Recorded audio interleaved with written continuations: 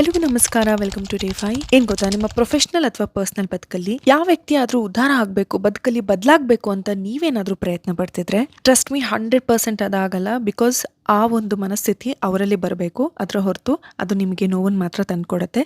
ಅದೊಂಥರ very toxic. ಅವ್ರನ್ನ ಬದಲು ಮಾಡೋದಕ್ಕೆ ಹೋಗಿ ನೀವೇ ಬದಲಾದ್ರೂ ಆಗ್ಬೋದು. ಸೊ ಎಚ್ಚರಿಕೆ. ತುಂಬಾ ಜನ ನನ್ನ ಬೆಳಗಿನ ಟೀ ಬಗ್ಗೆ ಕೇಳ್ತಾ ಇದ್ರಿ. ಯೂಶಲಿ ಬಿಸಿನೀರಿಗೆ ಶುಂಠಿ ಹಾಕೋದು, ಜೀರಿಗೆ ಪುಡಿ, ಫ್ಲಾಕ್ಸ್ ಪೌಡರ್, ಪುದೀನ, ಅರಿಶಿಣದ ಪುಡಿ, ಅಥವಾ ನಾನೀಗ ಬಳಸ್ತಿರುವಂತಹ ದಾಸವಾಳದ ಎಲೆಗಳು. ನೀವೇ ಕೂಡ ಮನೆಯಲ್ಲಿ ದಾಸವಾಳದ ಹೂವನ್ನ ಡ್ರೈ ಮಾಡಿ ಬಳಸಬಹುದು, ಅಥವಾ ಗ್ರಂಥಿಗೆ ಅಂಗಡಿ, ಆಯುರ್ವೇದಿಕ್ ಶಾಪ್ಸ್ ಅಥವಾ ಸುಮಾರು ಬ್ರ್ಯಾಂಡ್ ಗಳಲ್ಲಿ ನೀವು ಆನ್ಲೈನ್ ಅಲ್ಲೂ ಕೂಡ ಪರ್ಚೇಸ್ ಮಾಡಬಹುದು. ಸೊ ಈ ತರ ಪುಡಿಗಳನ್ನ, ಹರ್ಬ್ಸ್ ಗಳನ್ನ ಬಳಸಿ ಈಸಿಯಾಗಿ ಟೀ ಮಾಡ್ಕೋಬಹುದು ಅಂಡ್ ವೆರಿ ವೆರಿ ರಿಫ್ರೆಶಿಂಗ್ ಅನ್ಸುತ್ತೆ.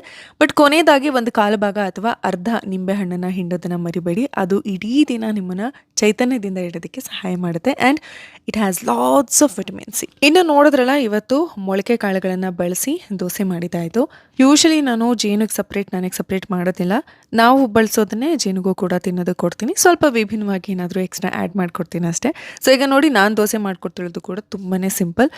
ಸೊ ಮೊದಲಿಗೆ ದೋಸೆ ಸ್ವಲ್ಪ ದೊಡ್ಡದಾಗಿ ಹಾಕೊಂಡು ಅದಕ್ಕೆ ಕ್ಯಾರೆಟ್ ತುರಿ, ಪನ್ನೀರ್ ಅಂಡ್ ಚಾಟ್ ಪೌಡರ್, ಮಸಾಲಾ ಪೌಡರ್ಗೆಲ್ಲ ಹಾಕಿ ಮೇಲ್ಗಡೆ ಸ್ವಲ್ಪ ಕೆಚಪ್ ಅಥವಾ ಮೇನೀಸ್ ಅಥವಾ ಯಾವುದೇ ಸ್ಪ್ರೆಡ್ಗಳನ್ನ ಹಾಕೊಂಡು ಸ್ವಲ್ಪ ನಿಧಾನ ಉರಿಲಿ ಬೇಯಿಸಿದ್ರೆ ರುಚಿಕರವಾದ ದೋಸೆ ರೆಡಿಯಾಗಿರುತ್ತೆ. ಇನ್ನು ಇವತ್ತು ಮನೇಲಿ ಸಿಂಪಲ್ ಆಗಿ ಬಾದಾಮಿ ಹಾಲು ಮಾಡ್ಕೋತಾ ಇದ್ದೀನಿ. ತುಂಬಾ ಜನಕ್ಕೆ ಈ ಒಂದು ಡೈರಿ ಪ್ರಾಡಕ್ಟ್ಸ್ಗಳ ಅಲರ್ಜಿ ಅಂಡ್ ತುಂಬಾ ಜನಕ್ಕೆ ಡೈರಿ ಪ್ರಾಡಕ್ಟ್ಸ್ ಇಷ್ಟ ಆಗ್ತಿರಲ್ಲ. ಅಂಥವ್ರು ಈ ಆಮಂಡ್ ಮಿಲ್ಕ್ ಅಥವಾ ಸೋಯಾ ಮಿಲ್ಕ್ ನ ಡೆಫಿನೆಟ್ಲಿ ಕನ್ಸ್ಯೂಮ್ ಮಾಡ್ಬೋದು. ನೋಡಿ, ನಾನೀಗ ಓವರ್ ನೈಟ್ ಸೋಕ್ ಮಾಡಿದ್ದೀನಿ ಆಮಂಡ್ನ. ನೀವು ಒಂದು 4 to 5 hours ಸೋಕ್ ಮಾಡಿದ್ರು ಸಾಕು. ಅದರ ಸಿಪ್ಪೆ ತೆಗೆದು ಈ ರೀತಿ ನೀರು ಹಾಕಿ ಗ್ರೈಂಡ್ ಮಾಡ್ಕೊಂಡ್ರೆ ದಟ್ಸ್ ಆಲ್. ಇದಕ್ಕೆ ನೀವು ಮೇಪಲ್ ಸಿರಪ್ ಅಥವಾ ವೆನಿಲಾ ಎಕ್ಸ್ಟ್ರಾಕ್ಟ್ ನ ಕೂಡ ಆಡ್ ಮಾಡ್ಕೊಂಡು ಬಳಸಬಹುದು. ಅಂಡ್ 1 ರಿಂದ 2 ದಿನ ಇದರ ಶೆಲ್ಫ್ ಲೈಫ್. ಸೊ ಅಷ್ಟರಲ್ಲೇ ನೀವು ಫ್ರಿಡ್ಜ್ ಅಲ್ಲಿ ಇಟ್ಕೊಂಡು ಕನ್ಸ್ಯೂಮ್ ಮಾಡಬಹುದು. ಅಂಡ್ ಆಲ್ಸೋ ಇವತ್ತಿನ ಮಧ್ಯಾಹ್ನದ ಊಟ, ಓ ಮೈ ಗಾಡ್, ಅನ್ನ ಈಸ್ ಅನ್ನ. ಓಕೆನಾ? ಇನ್ಫ್ಯಾಕ್ಟ್ ಇನ್ನು ಸುಮಾರು ಕೆಲಸಗಳು ನಡೀತಿರುತ್ತೆ. ಎಲ್ಲದನ್ನು ಶೂಟ್ ಮಾಡೋದಕ್ಕೆ ಮನ್ಸು ಬರಲ್ಲ, ಕಂಫರ್ಟಬಲ್ ಅಂತಾನೂ ಅನ್ಸೋದಿಲ್ಲ.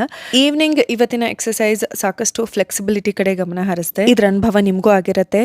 ಒಂದೊಂದ್ಸಲಿ ಅನ್ಸುತ್ತಲ್ವಾ, ಇದು ನಿಜವಾಗ್ಲೂ ಯಾಕೆ ಇಷ್ಟೊಂದು ರಿಜಿಡ್ ಆಗಿದ್ದೀವಿ, ಒಂಚೂರು ಮೈ ಬೆಂಡೆ ಆಗ್ತಿಲ್ವಲ್ಲ ಅಂತ. ಬಟ್ ಈಗ ಒಂದು ವಾರದಿಂದ ಪುಷ್ ಮಾಡಿ ಇದ್ರಲ್ಲೇ ಸ್ವಲ್ಪ ಬೆಟರ್ ಅನ್ನಿಸ್ತಿದ್ದೀನಿ ನಾನು. ಆಲ್ಸೋ ತುಂಬಾ ಜನ ಯಾವ ಪುಸ್ತಕವನ್ನ ಓದ್ತಾ ಇದ್ದೀರಾ ಅಂತ ಕೇಳಿದ್ರಿ. ನಾನು ಓದ್ತಿರುವಂತಹ ಪುಸ್ತಕ ದ ಕರೇಜ್ ಟು ಬಿ ಡಿಸ್ಲೈಕ್ಡ್. ನಮ್ಮ ಬದುಕಲ್ಲಿ ನಮ್ಮ ಆಲೋಚನೆಗಳು ನಾವು ಎಷ್ಟು ಶಕ್ತಿಯುತವಾದದ್ದು. ಬರೀ ನಮ್ಮ ಆಲೋಚನೆಗಳನ್ನ ಬದಲು ಮಾಡ್ಕೊಳ್ಳೋದ್ರಿಂದ ನಾವು ಎಷ್ಟು ಖುಷಿಯಾಗಿರ್ಬೋದು, ಬದುಕನ್ನ ಎಷ್ಟು ಸವಿಬಹುದು ಅನ್ನೋದು ಈ ಪುಸ್ತಕದಲ್ಲಿ ಸುಂದರವಾಗಿ ತಿಳಿಸಿದ್ದಾರೆ. ಎಸ್, ಇವತ್ತಿನ ದಿನ ಹೀಗಿತ್ತು.